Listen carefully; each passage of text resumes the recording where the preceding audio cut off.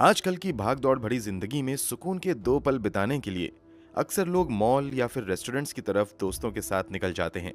नोएडा की एक कंपनी में काम करने वाले ब्रजेश राय भी दिन भर की थकान को दूर करने के लिए काम के बाद अपने 5 दोस्तों के साथ एक मॉल में स्थित रेस्टोरेंट में चले जाते हैं। इस बात से अनजान कि इन 6 दोस्तों में से एक दोस्त के लिए ये शाम जिंदगी की आखिरी शाम है। सभी दोस्त जमकर पार्टी करते हैं। यहां तक सब कुछ अच्छा चल रहा होता है कि तभी यहां एक छोटी सी घटना घटती है। मगर इस छोटी सी घटना का अंजाम इतना भयानक होता है कि किसी ने कल्पना भी नहीं की थी। तो आखिर वो घटना क्या थी और इस पूरी कहानी की शुरुआत कैसे हुई, चलिए जानते हैं सब कुछ इस वीडियो में।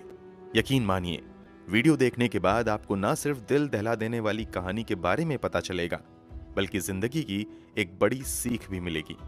तो वीडियो में आखिर तक जरूर बने रहें। हम कहानी शुरू करें उसी कहानी ब्रजेश राय नाम के एक व्यक्ति की है। ब्रजेश राय बिहार के सिवान के रहने वाले थे। उनके पिता का नाम श्रीकांत राय था। ब्रजेश के एक बड़े भाई इंडियन एयरफोर्स में हैं, जबकि ब्रजेश नोएडा में ही GLN फिनिक्स एनर्जी नाम की कंपनी में बतौर परचेज मैनेजर काम किया करते थे। वहीं ब्रजेश की पत्नी DPS स्कूल नोएडा में टीचर हैं। ब्रजेश और पूजा बस 4 महीने पहले ही नोएडा में शिफ्ट हुए थे। ब्रजेश और पूजा के 2 बच्चे भी थे।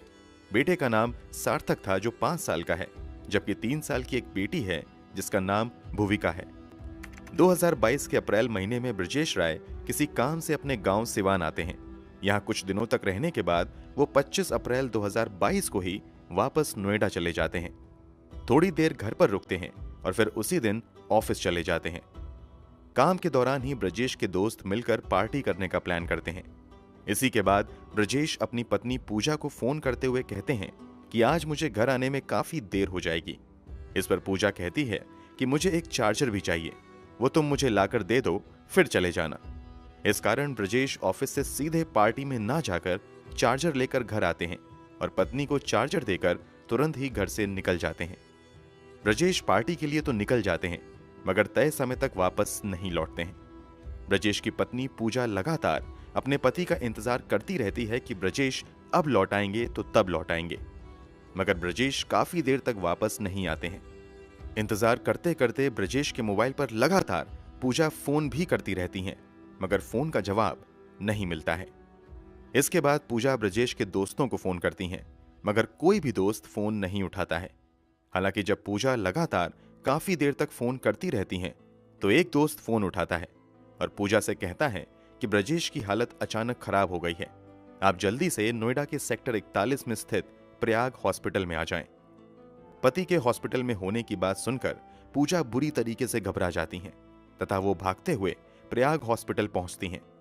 यहां जो नजारा उन्हें देखने को मिलता है, उसे देखकर उनके पैरों तले जमीन खिसक जाती है। ब्रजेश इस हॉस्पिटल में तो जरूर थे, मगर जिंदा नहीं, मुर्दा। सभी ये जानने की कोशिश करते हैं कि आखिर ऐसा क्या हुआ कि अचानक ब्रजेश की मौत हो गई, जबकि ब्रजेश को पहले से कोई बीमारी भी नहीं थी। नोएडा में ब्रजेश की कोई दुश्मनी भी नहीं थी। शरीर पर भारी घाव के भी निशान नहीं थे। ऐसे में समझना मुश्किल हो रहा था कि आखिर ब्रजेश की मौत कैसे हो गई। अब इस मामले में पुलिस की भी एंट्री हो जाती है। पुलिस अपने स्तर से जांच पड़ताल शुरू करती है। जब दोस्तों से पूछताछ करती है तो कुछ बेहद ही हैरान कर देने वाले खुलासे होते हैं। खुलासे के मुताबिक ब्रजेश राय रोज की तरह 25 अप्रैल 2022 को भी काम पर आते हैं। काम के दौरान ही दोस्तों के साथ पार्टी का प्लान बनता है और इसी के बाद काम खत्म करके ब्रजेश पहले तो अपने घर जाते हैं और फिर वहां थोड़ी देर रुकने के बाद लगभग 7:30 बजे के आसपास नोएडा के मशहूर गार्डन गैलेरिया मॉल के लिए निकल जाते हैं। प्लान के मुताबिक ब्रजेश के 5 और दोस्त गार्डन गैलेरिया मॉल पहले ही पहुंच चुके थे। यहां आने के बाद सभी दोस्त मॉल के अंदर ही स्थित लॉस्ट लेमन रेस्टोरेंट्स एंड बार में चले जाते हैं। यहां पार्टी का दौर शुरू हो जाता है। इन लोगों की पार्टी काफी देर तक चलती है। पार्टी खत्म होने के बाद लगभग 11 बजे के आसपास एक वेटर इन लोगों का बिल लेकर आता है। बिल 7,400 रुपए का था। जब ये लोग बिल देखते हैं तो वेटर से कहते हैं कि इसमें एक्स्ट्रा पैसा जोड़ दिया गया है। ब्रजेश और उनके दोस्तों का कहना था कि जितनी बियर उन लोगों ने मंगवाई थी उससे कहीं ज्यादा के पैसे इसमें जोड़े गए हैं। इसलिए ये लोग बिल के पूरे पैसे देने से मना कर देते हैं और कहते हैं कि जाकर दूसरा बिल लेकर आओ। यहीं से अब बात बिगड़नी शुरू हो जाती है। वेटर बिल लेकर मैनेजर के पास जाता है और मैनेजर को सारी बातें बताता है। मैनेजर भी वेटर की बातों को ही सच मानते हुए एक भी पैसा बिल से कम करने से मना कर देता है। इस बात को लेकर मैनेजर और ब्रजेश के दोस्तों में कहासुनी भी हो जाती है। एक दावा यह भी किया जाता है कि ब्रजेश के दोस्तों तथा मैनेजर के बीच ये बहस एक्स्ट्रा बियर के पैसे जोड़ने को लेकर नहीं हुई थी, बल्कि रेस्टोरेंट्स द्वारा बियर के अलावा बोतल के पैसे सर्विस चार्ज के नाम पर अलग से मांगे जा रहे थे। ब्रजेश और उसके दोस्तों ने इसी बात का विरोध करते हुए एक्स्ट्रा चार्ज देने से मना कर दिया था। बस यहीं से बात बिगड़ती चली गई। ब्रजेश के दोस्तों द्वारा दिए गए बयान के मुताबिक जब ये लोग रेस्टोरेंट को मनमाना पैसा देने से मना कर देते हैं, तो मैनेजर तथा रेस्टोरेंट के बाकी स्टाफ इन लोगों के साथ काफी गलत व्यवहार करते हैं। बाद में बरामद की गई सीसीटीवी फुटेज के मुताबिक ब्रजेश और उसके दोस्त तथा होटल के स्टाफ अब बहस करते हुए मॉल की गैलरी तक चले जाते हैं। अब यहाँ पर रेस्टोरेंट के स्टाफ के साथ इस मॉल के बाउंसर भी मिल जाते हैं तथा ब्रजेश और उसके दोस्तों के साथ बदतमीजी करने लगते हैं। यहाँ पर दिखता है कि जब मॉल के बाउंसर और दूसरे स्टाफ इन लोगों के साथ बहुत ज्यादा बदतमीजी करने लगते हैं, तो ब्रजेश अपना मोबाइल निकालता है और इन लोगों की हरकतों को मोबाइल के कैमरे में कैद करना शुरू कर देता है। बस यहीं से कहानी में दूसरा खतरनाक मोड़ आ जाता है। ब्रजेश के मोबाइल निकालते ही रेस्टोरेंट लॉस्ट लेमन के स्टाफ और मैनेजर के अलावा गार्डन गैलेरिया मॉल के बाउंसर भी एक साथ ब्रजेश पर टूट पड़ते हैं। ब्रजेश अपने अस्तर से बचने की कोशिश करते हैं, मगर एक साथ इतने लोगों के हमले की वजह से ब्रजेश लाचार हो जाते हैं। कमाल की बात तो ये थी, या ये कहें कि सबसे शर्मनाक बात तो ये थी कि जब ब्रजेश को रेस्टोरेंट तथा मॉल के स्टाफ मिलकर पीट रहे थे, उसी समय ब्रजेश के बाकी दोस्त ब्रजेश को यूं ही छोड़कर वहां से भाग निकलते हैं। कोई भी मदद करने के लिए आगे नहीं आता है। काफी देर तक ब्रजेश की खोज खबर लेने कोई नहीं आता है। हालांकि कुछ देर बाद यानी 11:40 के आसपास कुछ दोस्त मॉल में आते हैं, तो वो देखते हैं कि ब्रजेश फ्लोर पर बिल्कुल बेसुध पड़ा हुआ है। ब्रजेश की ये हालत देखकर उसके दोस्त उसे उठाने की कोशिश करते हैं, काफी आवाज भी देते हैं, मगर ब्रजेश किसी तरह की हरकत नहीं करता है। इसी के बाद ब्रजेश का एक दोस्त तुरंत पुलिस को फोन करता है।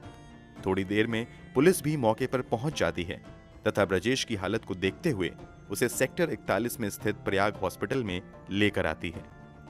हॉस्पिटल आते ही तुरंत ब्रजेश को इमरजेंसी वार्ड में शिफ्ट किया जाता है, जहां तुरंत उसकी जांच पड़ताल शुरू हो जाती है। मगर चंद ही मिनट के बाद यानी रात के 12 बजे के आसपास अस्पताल के डॉक्टर ब्रजेश को मृत घोषित कर देते हैं। हॉस्पिटल द्वारा मृत घोषित किए जाने के बाद पुलिस ब्रजेश के शव को अपने कब्जे में लेते हुए पोस्टमार्टम के लिए भेज देती है। यहाँ कुछ दोस्त ब्रजेश की मौत के सिलसिले में पुलिस में एक एफआईआर दर्ज करवाते हैं, जिसमें रेस्टोरेंट और मॉल के स्टाफ तथा बाउंसर पर हत्या का आरोप लगाया जाता है। पोस्टमार्टम के बाद ब्रजेश का शव परिवार वालों को सौंप दिया जाता है, जो शव को लेकर वापस बिहार आते हैं। यहीं ब्रजेश का अंतिम संस्कार कर दिया जाता है। इधर पुलिस इस मामले में अपनी जांच आगे बढ़ाते हुए लॉस्ट लेमन और मॉल के स्टाफ से पूछताछ शुरू कर देती है। साथ ही सीसीटीवी फुटेज भी खंगाले जाते हैं। पहले तो लॉस्ट लेमन बार की ओर से कहा जाता है कि यह झगड़ा बार के अंदर नहीं हुआ है, बल्कि इन लोगों की आपसी लड़ाई मॉल के बाहर हुई है, जिसमें यहाँ के स्टाफ नहीं बल्कि बाहरी लोग शामिल थे। हालांकि जब पुलिस अंदर के सीसीटीवी फुटेज को देखती है, तो उसमें लोग आपस में लड़ते हुए दिखाई देते हैं। हालांकि ये फोटो काफी क्लियर नहीं था। बाद में पुलिस के हाथ मॉल के गैलरी के सीसीटीवी की फुटेज लगती है। इसे देखने के बाद पुलिस सख्ती से पूछताछ शुरू करती है और पूछताछ के बाद लॉस्ट लेमन बार के स्टाफ तथा बाउंसर समेत कुल 7 लोगों को गिरफ्तार कर लिया जाता है। हालांकि पुलिस ने हत्या के मामले में 9 लोगों की पहचान की थी, जिसमें 7 की गिरफ्तारी हो चुकी थी। पुलिस जिन 7 लोगों को गिरफ्तार करती है, उसमें मॉल के 2 सिक्योरिटी गार्ड थे, जबकि 5 लॉस्ट लेमन के स्टाफ थे।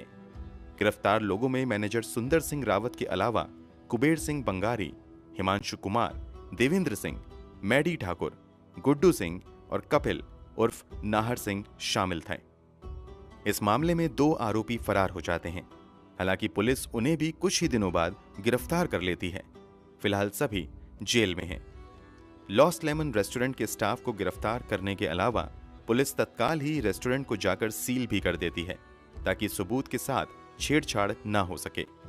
नोएडा पुलिस के मुताबिक किसी भी मॉल या दुकान को बाउंसर रखने की इजाजत नहीं है, जबकि इस मॉल में बाउंसर थे, इसलिए मॉल पर भी एफआईआर दर्ज किया जाता है। कुछ दिनों बाद ब्रजेश राय की पोस्टमार्टम रिपोर्ट भी आ जाती है, जिसमें खुलासा होता है कि ब्रजेश की बुरी तरीके से पिटाई की गई थी। इस मारपीट के दौरान उनके पेट तथा सर पर जोरदार वार हुआ था। पेट में अंदरूनी चोट लगने की वजह से स्प्लीन टूट गई थी तथा सर पर गहरा चोट लगा, जो मौत की वजह बन गया। वैसे तो पुलिस की नजर में रेस्टोरेंट और मॉल के स्टाफ ही ब्रजेश राय की मौत के जिम्मेदार थे, मगर ब्रजेश की पत्नी पूजा ब्रजेश के साथ पार्टी करने आए दोस्तों पर भी गंभीर आरोप लगाती हैं। पूजा के मुताबिक ब्रजेश के साथ इतनी बड़ी घटना हो गई, मगर इस बात की जानकारी ब्रजेश के साथ मौजूद किसी भी दोस्त ने उन्हें नहीं दी। यहां तक कि लगातार वो ब्रजेश का खोज खबर लेने के लिए दोस्तों को फोन करती रही, मगर ज्यादातर दोस्तों ने फोन उठाना भी जरूरी नहीं समझा। पूजा ब्रजेश के दोस्तों के खिलाफ ये भी बयान देती है कि ये बात यकीन के लायक ही नहीं है कि सिर्फ 7,400 रुपए के बिल के लिए लड़ाई इतनी ज्यादा बढ़ गई कि किसी एक की मौत पर ही जाकर खत्म हो। पूजा के बयान के मुताबिक इस पूरे मामले में कहीं ना कहीं कुछ ऐसा है जिसे दोस्त छुपा रहे हैं। अगर ऐसा नहीं होता तो 6 लोगों के बीच केवल ब्रजेश को ही क्यों मारा गया? जब ये लड़ाई हो रही थी तो ब्रजेश के साथ मौजूद उसके दोस्त भाग क्यों गए? कोई साथ देने क्यों नहीं आया? पूजा की शिकायत के बाद पुलिस इस एंगल से भी लंबे समय तक जांच करती रही, मगर दोस्तों के खिलाफ कोई सबूत नहीं मिलता है। कुछ दिनों बाद ब्रजेश का मोबाइल पूजा को वापस किया जाता है, तो एक बार फिर से पूजा कुछ हैरान करने वाला खुलासा करती है। पूजा के मुताबिक सीसीटीवी फुटेज में साफ दिख रहा था कि अंतिम पलों में ब्रजेश अपना मोबाइल निकालकर इस घटना की तस्वीरें ले रहे थे, लेकिन जब ब्रजेश का मोबाइल उन्हें वापस किया गया तो अंतिम पलों में ली गई तस्वीर ही मोबाइल से गायब थी। पूजा के मुताबिक ऐसा लग रहा था कि मोबाइल को वापस करने से पहले उसे इस्तेमाल किया गया है, क्योंकि मोबाइल से कई अहम चीजें गायब थीं। कुल मिलाकर भले ही पुलिस इस हत्या की वजह बिल को लेकर रेस्टोरेंट के कर्मचारियों तथा ब्रजेश के बीच हुए झगड़े को मानती हो, मगर ब्रजेश के परिवार वालों के मुताबिक ये एक पूरी प्लानिंग के साथ की गई हत्या है, जिसमें कहीं ना कहीं दोस्तों द्वारा काफी कुछ छुपाने की कोशिश की गई है। यही वजह है कि ब्रजेश की मौत के बाद जब पूजा अस्पताल में थी तो वो ब्रजेश के दोस्तों से तुरंत अस्पताल से निकलकर जाने के लिए कहते हुए सुनी जाती हैं। इतना ही नहीं, वीडियो में वो ये भी कहते हुए सुनी जाती हैं कि तुम लोग मरते हुए दोस्त को छोड़कर भाग गए, तुम दोस्त नहीं हो सकते, तुम्हारे जैसे दोस्तों से होने से तो अच्छा है कि किसी का कोई दोस्त ही ना हो। फिलहाल ये मामला अदालत में है और अब तक किसी भी आरोपी को सजा नहीं हुई है, बल्कि मामला अंडर ट्रायल है। दोस्तों, पूरी कहानी जानने के बाद आपके अनुसार ब्रजेश की हत्या की क्या वजह हो सकती है? कमेंट बॉक्स में जरूर बताएं। अगर आपको हमारी मेहनत पसंद आई हो तो इस वीडियो को लाइक करते हुए शेयर भी करें